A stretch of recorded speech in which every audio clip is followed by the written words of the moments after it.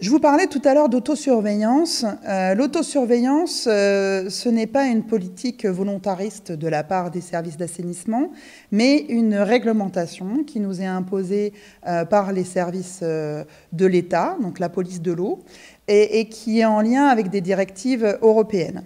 Et cette autosurveillance a pour objectif de préserver ou de restaurer les milieux naturels. Donc préserver, c'est-à-dire ne pas l'abîmer, et le restaurer, c'est le rendre meilleur.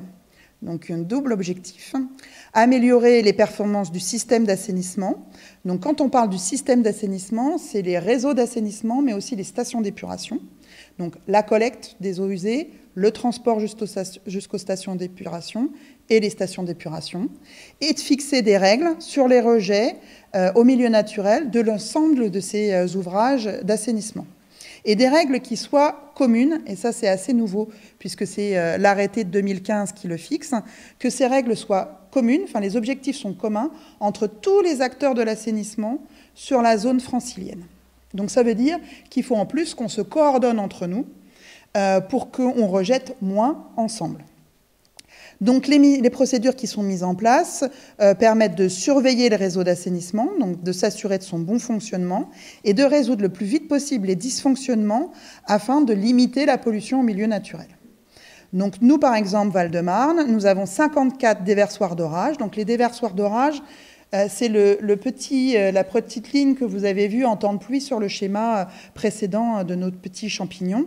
Donc c'est quand on a en fait un réseau unitaire où les eaux usées sont mélangées aux eaux pluviales et que du coup, en période de pluie, on est obligé de déverser pour soulager le réseau d'assainissement et pas inonder. Et donc on soulage ce réseau d'assainissement vers le milieu naturel. Eh bien aujourd'hui, nous surveillons 57 de ces déversoirs d'orage pour que globalement, à l'échelle de l'agglomération parisienne, nous soyons en conformité pour l'arrêté d'autosurveillance des réseaux. Les acteurs de l'assainissement, puisque nous sommes tous solidaires face à cette amélioration de la qualité, donc on est un petit peu comme un arbre à plusieurs branches où notre objectif est d'emmener l'eau pluviale au cours d'eau, l'eau usée aux stations d'épuration. Donc au départ de notre chevelu, nous avons le réseau d'assainissement géré par les territoires, donc les établissements publics territoriaux. Ensuite, on a le transport, mais aussi la collecte par les réseaux qui sont gérés par le département du Val-de-Marne. Et nous gérons aussi certains collecteurs du SIAP, donc les collecteurs d'amener à la station d'épuration, enfin aux stations d'épuration. Et enfin, on a d'une part le milieu naturel et les stations d'épuration qui sont gérées par le SIAP. Donc le SIAP, c'est le syndicat interdépartemental de l'assainissement de l'agglomération parisienne.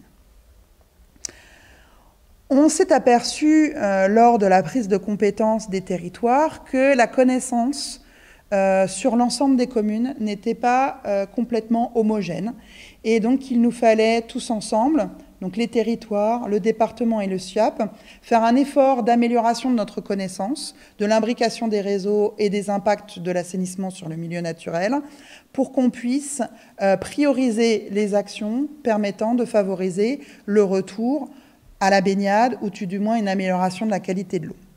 Donc tous ensemble, pour reprendre un slogan bien connu, nous nous sommes alliés pour faire des études, donc des études par territoire, parce que les impacts ou les défis à relever n'étaient pas les mêmes, pour avoir une amélioration de la connaissance. Donc un département et 3 territoires. Donc je vous ai parlé du GOSP, donc Grand Orly, Seine-Bièvre.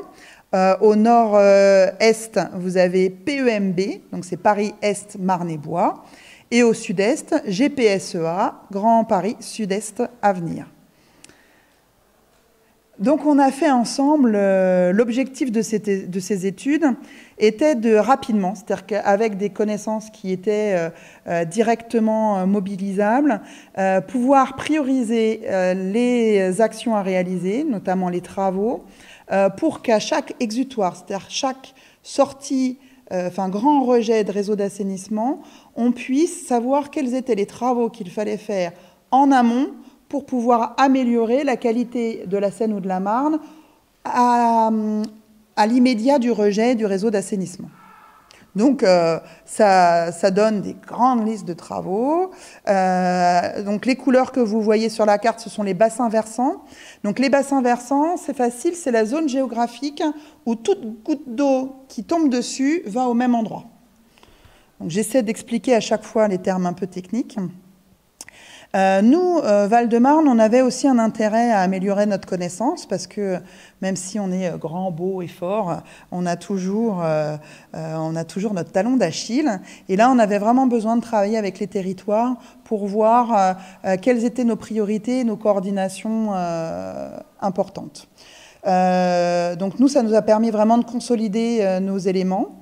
Et en concaténant les résultats des 3 études tripartites, donc les études qu'on a faites SIAP, département, territoire, eh ben, la liste des courses est longue et le poids financier est important, puisque en investissement d'ici 2024 pour le département, en sectorisant nos efforts, eh bien, il faut que nous puissions mettre sur la table 14 millions d'euros par an.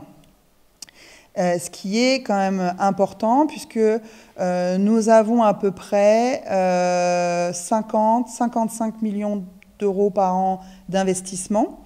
Et donc ces 14 millions d'euros s'ajoutent ou se feront au détriment d'autres travaux qui étaient prévus. Ce qui est très important, c'est de dire qu'on a forcément accéléré le mouvement pour 2024. C'est-à-dire que tous ces travaux nous permettront de consolider la baignade au pont de l'Alma pour la baignade parisienne pour les JO et nous permettront d'ouvrir peut-être certaines baignades en Val-de-Marne. Mais l'effort sera à poursuivre après 2024. Les enquêtes de conformité, donc je vais vous expliquer un petit peu après ce que ce sont les enquêtes de conformité. Je m'aperçois que le micro, finalement, c'est pas mal, qu'il soit... Voilà. Et je pense qu'il est fatigué aux articulations. Ah, il faut que je le resserre ici. Parfait. Voilà. Ah, on voit la technicienne. Ça, c'est encore dans mes cordes. Et donc, les enquêtes de conformité, c'est en fait pouvoir aller chez les gens, chez le particulier, pour voir s'il est bien branché. Donc, c'est les enquêtes dans les petits champignons. Merci Florence pour le PowerPoint. Je salue ma collaboratrice. Donc les enquêtes de conformité, c'est aller chez les gens, donc aller dans les petits champignons qu'on a vus tout à l'heure, et vérifier si les gens sont bien branchés. Donc le particulier, savoir si chez lui, les eaux usées vont bien dans les eaux usées et les eaux pluviales vont bien dans les eaux pluviales. Bon, on s'aperçoit que pratiquement 80% du temps, c'est pas le cas. Alors les gens, ils aiment bien nous ouvrir la porte pour qu'on leur dise que c'est conforme, mais quand au final, notre rapport d'enquête leur dit bah, « vous êtes non conforme », ils nous disent « et combien ça va coûter ?» Et là, c'est compliqué parce que forcément, c'est des dépenses qui ne sont pas prévues et souvent, ça peut coûter cher. Le département a signé avec l'agence de l'eau, Seine-Normandie, un mandat qui nous permet en fait de pouvoir avancer l'argent aux particuliers pour pouvoir faire les travaux sous convention. C'est-à-dire qu'on conventionne avec les gens pour que nous, on fasse les travaux en extérieur, sur la partie publique, et les personnes à l'intérieur s'engagent pour faire les travaux en domaine privé. Et pour faire les travaux en domaine privé, ils sont financés à 3 500 € plafonnés par l'agence de l'eau. Généralement, ce forfait ne suffit pas pour une mise en conformité chez les gens. Nous ne sommes que le porte-monnaie, finalement, de l'agence de l'eau pour cette partie, en partie privée. On souhaite s'engager, Pierre Belloc souhaite s'engager pour le département, à financer la partie publique des branchements, parce que c'est souvent la partie qui est la plus profonde et qui est la plus coûteuse. Mais néanmoins, il faudra qu'on puisse conventionner avec les particuliers pour qu'eux s'engagent derrière à faire tous les travaux nécessaires pour la mise en conformité chez eux. Généralement, c'est l'évier de la cuisine qui est branché sur la gouttière, pour pas dire que ce sont les toilettes qui sont branchées sur la gouttière, et que la salle de bain, pareil, est branchée sur le réseau d'eau pluviale.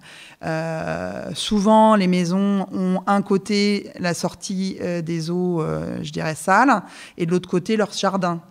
Donc, ce qui veut dire qu'il faut parfois faire des travaux aussi sur les terrasses entre la maison et la rue. Donc, des travaux, effectivement, qui peuvent être coûteux en terrassement, en mise en place de canalisation. Donc, nous essayons de faire un lobby auprès de l'Agence de l'eau pour augmenter les forfaits. Et nous sommes en train d'étudier comment travailler sur la partie publique parce qu'il nous est très difficile d'intervenir sur la partie privative.